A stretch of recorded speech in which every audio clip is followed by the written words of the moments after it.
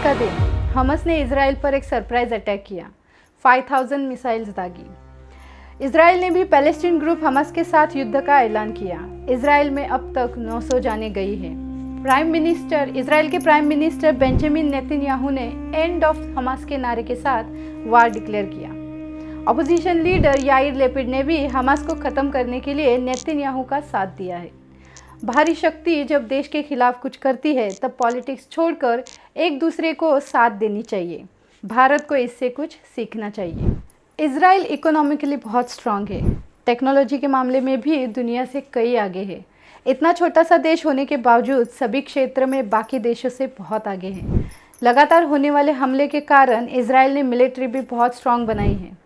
Israel के पास nuclear bomb जैसे खतरनाक अस्त्र हैं। आयरन डोम यह एक टेक्नोलॉजी सिर्फ इजराइल के पास ही है, जो बाहर से आने वाले रॉकेट हमले को हवा में ही रोक सकती है। हमास ने किए हमले में आयरन डोम का इस्तेमाल हुआ है। कई सालों से चल रहा यह विवाद क्या है? इजराइल जनता हमेशा युद्ध की खौफ में क्यों रहते हैं? कौन है हमास? क्या है गजा स्ट्रिप? क्या है पैलेस्टीन? कौन है बेंजामिन नेतन्याहू? क्या है युद्ध की पार्श्वभूमि? चलो जानते हैं। नमस्कार, मैं आरती रोटपालकर। इस वीडियो में इजराइल युद्ध की ज़्यादा से ज़्यादा जानकारी देने की कोशिश करूंगी। पूरी जानकारी के लिए वीडियो एंड तक देखिए। School students, competitive exam prepare कर रहे बच्चे या आप सभी को जनरल नॉलेज बढ़ाने के लिए ये वीडियो फ़ायदेमंद होगी। इजराइल को अगर जानना है तो ज्यूज़ यानी कि यहूदी कौन है, यह जानना बहुत ज़रूरी है। तो चलो वीडियो शुरू करते हैं। 2150 बीसी के आसपास इराक में सुमेर नामक जगह हज़रत इब्राहिम का जन्म हुआ। ज्यूज़ हो, मुस्लिम हो या क्रिश्चियन हो, सभी हज़रत इब्राहिम को मानते हैं। तीनों धर्म का एक कॉमन ओरिजिन है और वो है हज़रत इब्राहिम। या फिर हम ये भी बोल सकते हैं कि तीनों धर्मों की शुरुआत इनके आइडियोलॉजी से हुई। हज़रत इब्राहिम ने मूर्ति पूजा का विरोध किया। उन्होंने मोनोथीज़म मतलब एक भगवान को ही माना है। हज़रत इब्राहिम के 2 लड़के थे, एक का नाम इस्माइल और दूसरे का आइजैक। इस्माइल के बहुत आगे की पीढ़ी में प्रॉफिट मोहम्मद है, जिससे इस्लाम धर्म बना, और आइजैक से आगे ज्यूज़ धर्म बना। आइजैक के बेटे का नाम था जैकब या याकूब। ज्यूज़ जैकब बोलते थे और इस्लामिक याकूब। जैकब का ही दूसरा नाम है इजराइल। देश को इजराइल नाम यही से मिला। इजराइल के 12 बच्चे थे, जिसमें एक बेटा बहुत मशहूर हुआ, जिसका नाम था जुदा, यानी उसको यहूदा नाम से भी जाना जाता था। आगे चल के इसके ही फॉलोअर्स को बोला गया ज्यूज़। जुदा से ज्यूज़ और यहूदा से यहूदी, इनको ज्यूज़ धर्म के फाउंडर भी कह सकते हैं। ज्यूज़ यानी यहूदी, इस्लाम, क्रिश्चियन, इन तीनों धर्मों में हज़रत इब्राहिम को पवित्र माना जाता है। इब्राहिम के बाद तीनों धर्म में एक एक पैगंबर का महत्व सबसे ज़्यादा है। क्रिश्चियन ईसाई में ईसा यानी कि जीसस, इस्लाम में मोहम्मद पैगंबर, वैसे ही यहूदी धर्म में महत्व है हज़रत मूसा का। जब 12 प्रजातियों में संघर्ष हुआ तब ये यहूदी लोग इजिप्ट में जाकर रेफ्यूजी की तरह रहने लगे। वहीं पे हज़रत मूसा का जन्म हुआ। जब यहूदी लोग सेटल हो गए और उन्नति करने लगे तब इजिप्ट के राजा को लगा कि ये लोग बाद में हमसे ही संघर्ष ना करने लगे। तब राजा ने सभी पुरुषों को मारने का आदेश दिया। बच्चों से लेकर बूढ़ों तक सबको मार दिया। किसी तरह मूसा को उसकी माँ ने बचाया। आगे चल के मूसा इजिप्ट के सरदार को मारकर जेरूसलेम में भाग गए। यहीं पे उन्होंने धर्म को बढ़ाया। ईश्वर ने सपने में आकर 10 कमांड मूसा को दिए। इस 10 कमांड का उन्होंने प्रचार किया। जेरूसलेम के ऊपर से नीचे तक का जो इलाका है उसे किंगडम ऑफ इजराइल कहते हैं। इस किंगडम के 3 राजा हुए, किंग सॉल, उसके बाद में उनका दामाद डेविड और उसके बाद में उसका बेटा सोलोमन किंगडम का राजा हुआ। सोलोमन को कुछ लोग सुलेमान भी कहते हैं। सोलोमन ने जेरूसलेम में एक मंदिर बनाया, उसका नाम था टेम्पल माउंट। इस मंदिर में मूसा ने लिखी किताब और मूसा के 10 कमांड को धातु की प्लेट पर कोरा गया और उसको वुडन बॉक्स में रखा गया। मंदिर में इस जगह को होली ऑफ द होलीज कहा जाता है। ज्यूइस के ऊपर उसके बाद बहुत हमले हुए। 720 बीसी में मेसोपोटामस ने अटैक किया। 586 बीसी में बेबीलियंस ने और 539 बीसी में पारसी किंग साइरस ने अटैक किया। बेबीलियंस ने टेम्पल माउंट को डिस्ट्रॉय कर दिया। जेरूसलेम में तबाही मचा दी। करीब 20,000 ज्यूज मारे गए और बाकी लोग इजराइल से भाग गए। साइरस एक विनम्र राजा थे, उन्होंने फिर से मंदिर बनाने की इजाज़त दी। सेकेंड टेम्पल उसी जगह बना। जूइश यहूदी अब फिर से इज़राइल में सेटल होने लगे।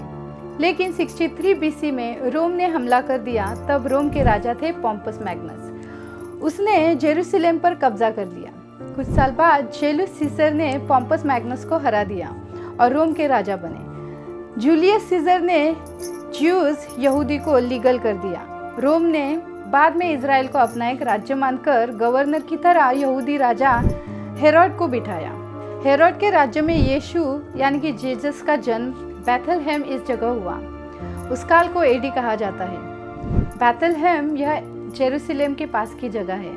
उनकी परवरिश इज़राइल के ऊपर वाले भाग नजरेत में हुई। जीसस एक लेबर और नोबेल पर्सन थे। वो लोगों को उपदेश देने लगे। कुछ चमत्कार उन्होंने किए, जैसे एक मरे हुए आदमी को उन्होंने जिंदा किया, जिससे लोगों के बीच में वो बहुत प्रसिद्ध हुए। बाद में जीसस ने खुद को रबी घोषित किया। रबी यानी कि ज्यूस लोगों के पुरोहित।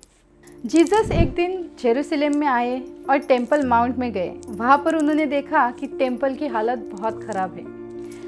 एक जगह पशु बंधे थे तो कई जगह पर व्यापार चल रहा था। यीशु यानी कि जीसस ने उनका विरोध किया और अपने लोगों के साथ पूरे मंदिर की सफाई की। इससे यहूदियों के जो प्रीस्ट थे उनको गुस्सा आया। जीसस के विचार प्रीस्ट लोगों से अपोजिट थे। पातर लोगों की यहूदियों की पंचायत ने जीसस के खिलाफ मुकदमा चलाया, जिसमें जीसस को डेथ की सज़ा सुनाई। लेकिन इज़राइल रोम के अधीन था और मौत की सज़ा देने के लिए रोम के गवर्नर की मंजूरी लेनी थी। लेकिन हेरोड ने इस मामले में दूर रहना ही पसंद किया और उनको रोम के राजा के पास भेजा। तब रोम के राजा थे पिलेट। पिलेट मौत की सज़ा देना नहीं चाहते थे, लेकिन सभी लोगों के अपोजिट जाके फैसला देना सबको नाराज़ करने जैसा था। इसीलिए मौत की सज़ा सुनाई और फ्राइडे के दिन जीसस को सूली पे चढ़ाया। ईसाई लोगों का यह कहना था कि मौत के बाद भी जीसस जिंदा होकर 40 दिन तक उपदेश दिए और स्वर्ग में चले गए। जीसस का दूसरा नाम ईसा था और आगे चल के इसी से ईसाई धर्म बना। यहूदी और ईसाई धर्म में तब से कटुता पैदा हुई। बाद में ईसाई धर्म बहुत बड़ा और यहूदी ईसाई में कन्वर्ट भी हुए। कुछ साल बाद रोमन और ज्यूज में फिर से संघर्ष हुए। तब के राजा थे टाइटस। टाइटस ने टेम्पल माउंट को फिर से डिस्ट्रॉय किया और ज्यूज को फिर से इज़राइल से भगाना शुरू किया। लगभग 135 एडी में सभी ज्यूज को इज़राइल से भागना पड़ा और रोमन राजा ने इस जगह का नाम रखा पैलेस्टीन। पैलेस्टीन नाम यहीं से आया है।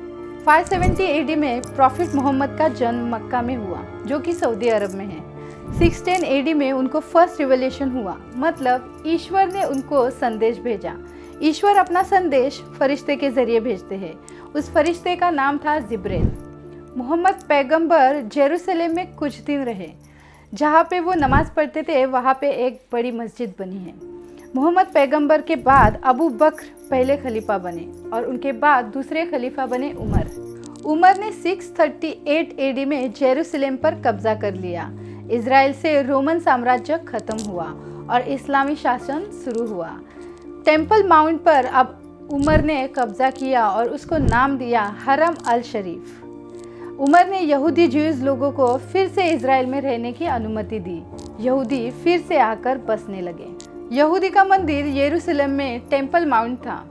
रोमन क्रिस्ती राज्य में यरूशलेम में एक चर्च बना, उसका नाम था चर्च ऑफ होली सेपल्चर। और इस्लामी राज्य में टेम्पल माउंट की जगह उसका नाम दिया था हरम अल शरीफ। इसीलिए यरूशलेम तीनों धर्मों के लिए एक महत्वपूर्ण स्थान था और आगे चलकर वाद हुए, उसका प्रमुख कारण भी यही था। कई शतक ये विवाद चलते रहे। इज़राइल में अब यहूदी लोगों का नामो निशान नहीं था। यहूदी अब यूरोप में और दुनिया में सभी जगह बस गए।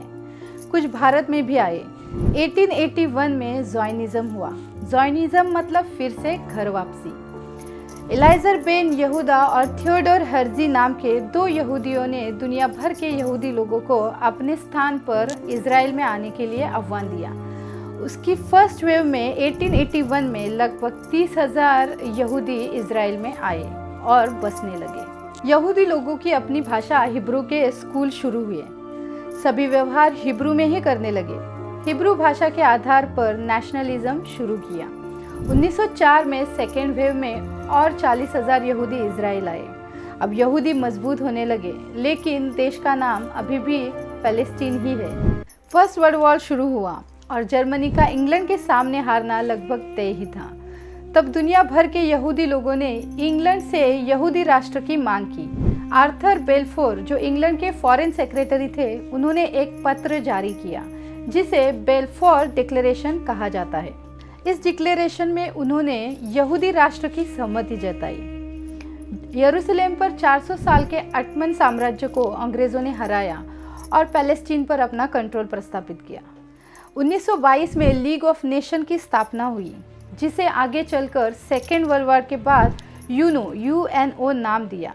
लीग ऑफ नेशन ने एक प्रस्ताव पारित करके बेलफोर डिक्लेरेशन के हिसाब से ब्रिटेन को पैलेस्टीन में यहूदी लोगों के लिए व्यवस्था करने के लिए आदेश दिए।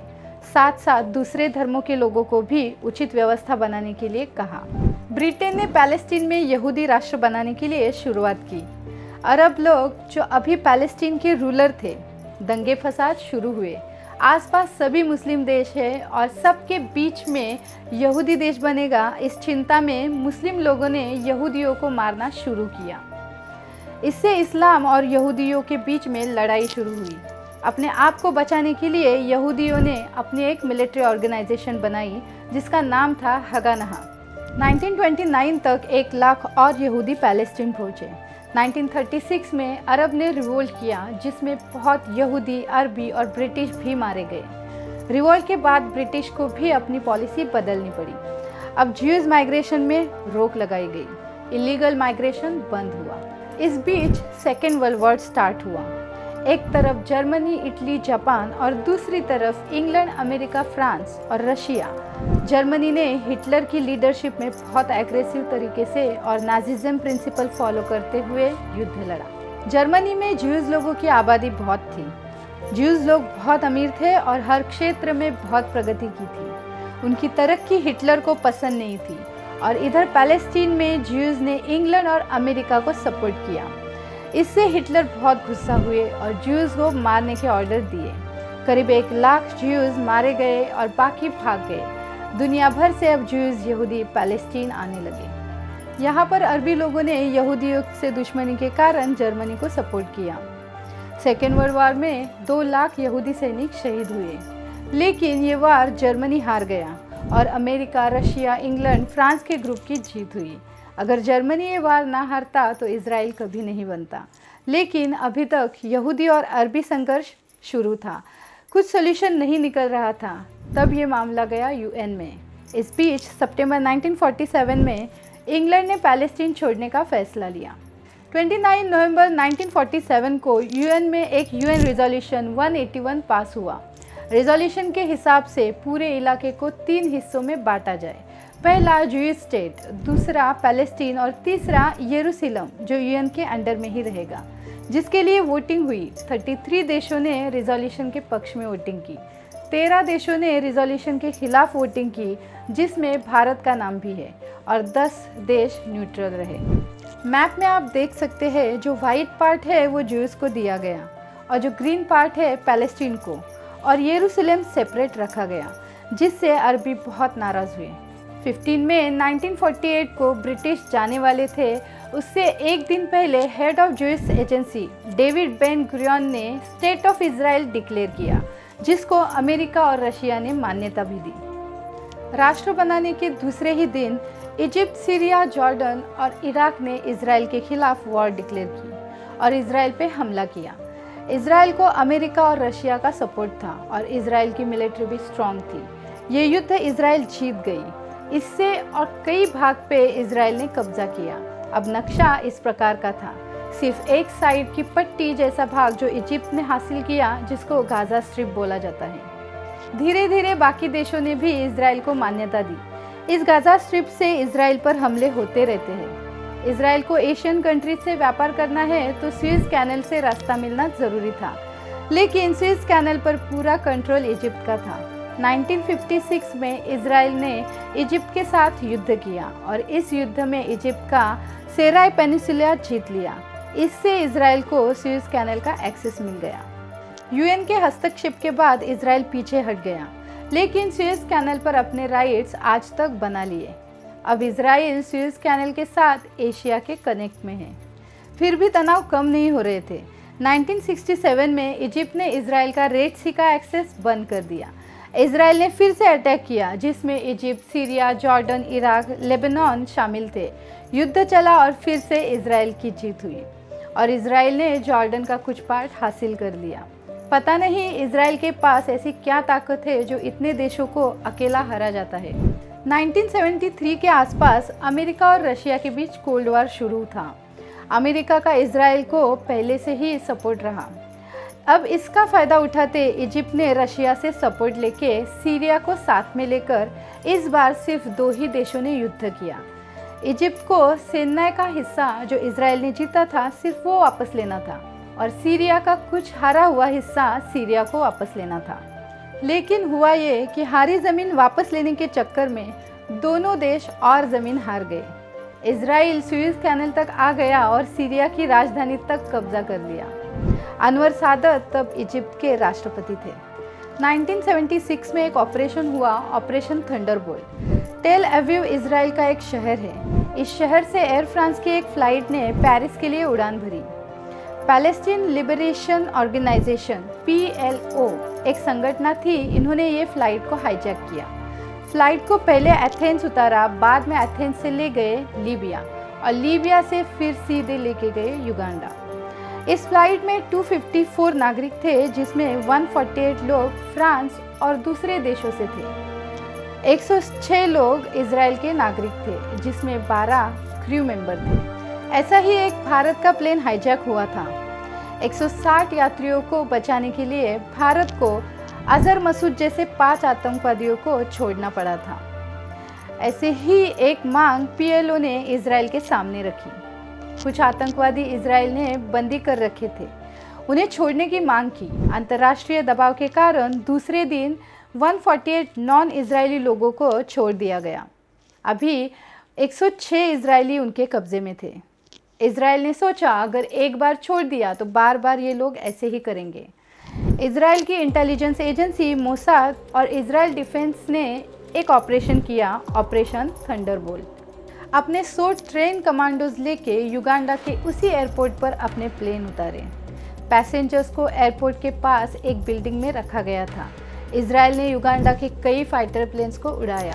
आतंकवादियों को मार गिराकर 102 पैसेंजर्स को सेफली इजराइल लेकर गए। एक रात में इजराइल ने 4000 किलोमीटर दूर किए ऑपरेशन में 4 पैसेंजर्स मारे गए और एक कमांडो मारा गया जो ऑपरेशन के हेड ऑफ कमांडर थे, जिनका नाम था जोनाथन नेतन्याहू। जोनाथन नेतन्याहू को लोगों ने हीरो बनाया और वो बहुत फेमस भी हुए। जोनाथन के छोटे भाई अमेरिका में तब पढ़ रहे थे, जिनका नाम है बेंजामिन नेतन्याहू, जो अभी इजराइल के प्राइम मिनिस्टर हैं। 1977 के बाद हालात बदलने लगे। मेनेकेम बेगिन ने एक पार्टी बनाई जिसका नाम था लिकुड। बेंजामिन नेतन्याहू ने भी इसी पार्टी से थे। इस काल में पीस बनाने की कोशिश हुई। बेगिन और इजिप्ट के अनवर अल सादत के बीच बातचीत चली। अनवर अल सादत ने भी सोचा युद्ध से कुछ हो नहीं रहा है, गाज़ा पट्टी भी इजराइल के पास है। उन्होंने भी शांति प्रस्ताव रखा। बेगिन ने अनवर जी को इजराइल आने का आमंत्रण दिया, जहां अनवर जी ने पार्लियामेंट में भाषण भी किया। इजिप्ट ने अब इजराइल को मान्यता भी दे दी। इजिप्ट मान्यता देने वाले इस्लामिक राष्ट्र बने। इजराइल ने भी एक अच्छाई का उदाहरण देकर सिनाई का पूरा इलाका इजिप्ट को वापस कर दिया। उस साल का शांति का नोबेल पुरस्कार बेगिन और अनवर अल सादत को मिला। कुछ आतंकवादी संगठनों को यह शांति पसंद नहीं आई और अनवर अल सादत को अपने ही किसी ने मार दिया। 1980 में यरूशलेम, जो UN के अंडर में था, उसको इजराइल ने अपनी राजधानी बनाई। 1993 में यत्सेक रैबिन के ज़रिए PLO यानी कि पैलेस्टीन लिबरेशन ऑर्गेनाइजेशन ने भी शांति के लिए इजराइल से बातचीत शुरू की। अब इजराइल को PLO ने भी मान्यता दी, शांति प्रस्ताव मान्य कर लिए। इजराइल ने यहाँ पर भी अच्छाई दिखाते हुए गाज़ा स्ट्रिप और वेस्ट बैंक का हिस्सा PLO को दे दिया और एक अथॉरिटी बनाई, पैलेस्टीन नेशनल अथॉरिटी, जो इन इलाकों पर कंट्रोल करेगी। बाद में जॉर्डन से भी शांति समझौता हुआ, जॉर्डन को भी कुछ हिस्सा दिया गया। बेगिन का यह शांति बनाना और जीती हुई ज़मीन वापस लौटा देना कुछ लोगों को पसंद नहीं आया। राबिन 1995 में मारे गए। उसके बाद बेंजामिन नेतन्याहू ने भी पदभार संभाला। 1999 में लेबर पार्टी इलेक्शन जीती और इहुद बराक प्राइम मिनिस्टर बने। 2000 में कैंप डेविड समिट हुआ, जिसमें बराक, यासिर और बिल क्लिंटन तीनों थे। इसमें समझौता रखा कि गाजा स्ट्रिप का पूरा हिस्सा पैलेस्टीन को दे दिया जाए और यरूशलेम को दोनों देशों की राजधानी बनाई जाए। पैलेस्टीन को भी मान्यता दी जाए, लेकिन यह समझौता कुछ कारणों से हो नहीं पाया। अभी प्रेजेंट वाद क्या है देखेंगे। हरम अल शरीफ अभी जॉर्डन के पास है। यरूशलेम का ईस्ट वाला हिस्सा किसका, ये बड़ा वाद है। जब युद्ध खत्म हुआ तब ग्रीन लाइन बनाई गई। इसी ग्रीन लाइन को ही इंटरनेशनल बॉर्डर माना गया। 1966 के युद्ध के बाद कुछ इलाके खाली हुए थे। वहां पर बाड़ लगाकर इजराइल ने कंट्रोल करना शुरू किया। इससे पैलेस्टीन का 8 से 9% एरिया कम हुआ। इसके बाद यूएन में वोटिंग हुई और 144/4 वोट से इंटरनेशनल लॉ का वायलेशन माना गया।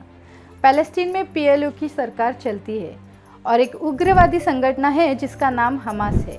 गाजा के इलाके में हमास का वर्चस्व है।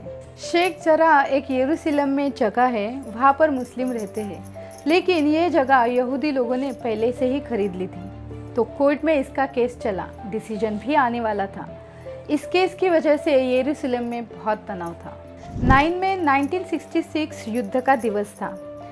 यहूदी लोगों की रैली निकलने वाली थी। रैली ओल्ड यरूशलेम मुस्लिम इलाके से नहीं निकालते, लेकिन इस बार ओल्ड यरूशलेम से रैली के लिए परमिशन मिली, जिससे मुस्लिम नाराज हुए। साथ में 2021 को मुस्लिम लोगों ने पत्थरबाजी की। इस कारण इजराइल पुलिस पहुंची अल अक्सा कंपाउंड, मतलब टेम्पल माउंट में। पूरा इलाका कब्जे में लिया। हरम अल शरीफ जो टेम्पल माउंट भी है, जो अब यहूदी पुलिस के कब्जे में था। इससे हमास को गुस्सा आया। उन्होंने वो खाली करने के लिए 1 दिन की मोहलत दी, लेकिन इजराइल से कुछ जवाब नहीं आया। तब दूसरे दिन हमास ने इजराइल पर हमला कर दिया। रॉकेट चले, बॉम्ब फूटे, सबने देखा कि युद्ध कैसे चला। 22 मई 2021 को पैलेस्टीन में इलेक्शन होने वाले थे और फतेह पार्टी को हराकर हमास इलेक्शन जीतना तय था। शायद ये भी कारण हो सकता है कि इजराइल ने जानबूझकर ऐसा किया हो। इलेक्शन भी स्थगित हुए। इस तरह पैलेस्टीन और इजराइल की आज तक इस मुद्दे पर लड़ाई चल रही है। इंटरनेशनल स्तर पर इस विषय पर समझौता होना चाहिए। भारत का पैलेस्टीन और इजराइल दोनों से अच्छे संबंध हैं। अटल बिहारी वाजपेयी जी पहली बार इजराइल गए और वहां से पैलेस्टीन भी होके आ गए। बीजेपी सरकार इजराइल की तरफ ज़्यादा दिखती है। माननीय प्रधानमंत्री नरेंद्र मोदी जी कुछ दिन पहले इजराइल होके आ गए, लेकिन पैलेस्टीन जाने बिना ही भारत लौटे थे। आशा करते हैं जल्द ही सॉल्यूशन निकले और युद्ध समाप्त हो जाए। पूरी जानकारी देने हेतु वीडियो थोड़ा लंबा रहा। उम्मीद करती हूँ वीडियो आपको पसंद आया होगा। अगर पसंद आए तो लाइक और शेयर ज़रूर कीजिए और हाँ, चैनल को सब्सक्राइब करना मत भूलें। धन्यवाद।